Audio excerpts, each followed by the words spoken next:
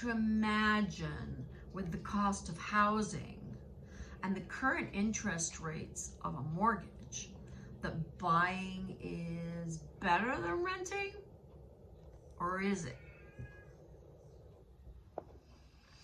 With the cost of renting increasing and the availability of suitable properties in areas that someone wants to rent in, is it better to imagine that buying is better, or is it?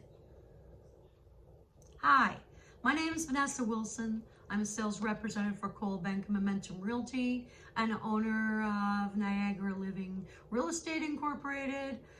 I just wanted to touch base with you with the age-old debate, rent versus buying. Which is better? Well, with a rent, you're not really tied down. You could be tied in for a lease or a 1-year contract with a landlord. You have the flexibility of moving, and you could move fairly quickly if you had another rental place to go to. You are subject to rent increases, but those rent increases are governed by the government. So for instance, 2023 is going to be a 2.5% rental rate raise to what you would be currently paying at the time. And if you travel, you can just lock up and walk away. Whereas a house yes, requires a lot more responsibility, a lot more maintenance costs.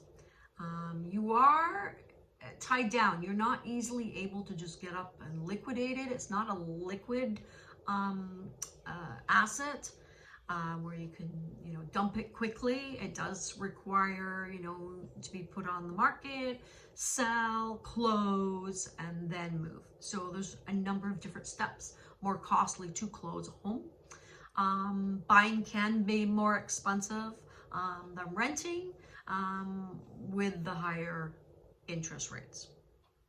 But now buying. So buying gives you a sense of pride and ownership. It also usually, unless it's built on an environmental brownfield or you're in an environmental area that something's gone wrong, or you're beside a factory or something like that, that's what we consider a brownfield. So then the value of the land goes down. Usually value of land remains the same or goes up depending on the market. It usually never goes down and crashes considerably, unless of course we're in the Depression, but we're not. It's not the 30s anymore. So you would increase your equity value over time.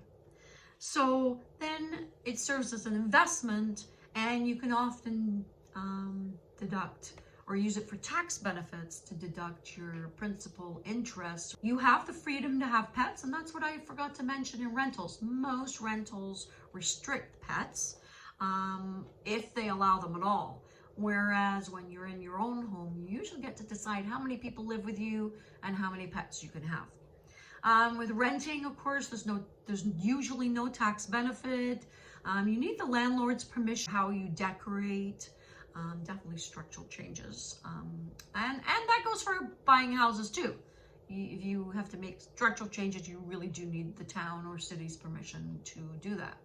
Usually there are pet policies in renting, and the amount of people that you can have, and you are bound by the rules of the landlord.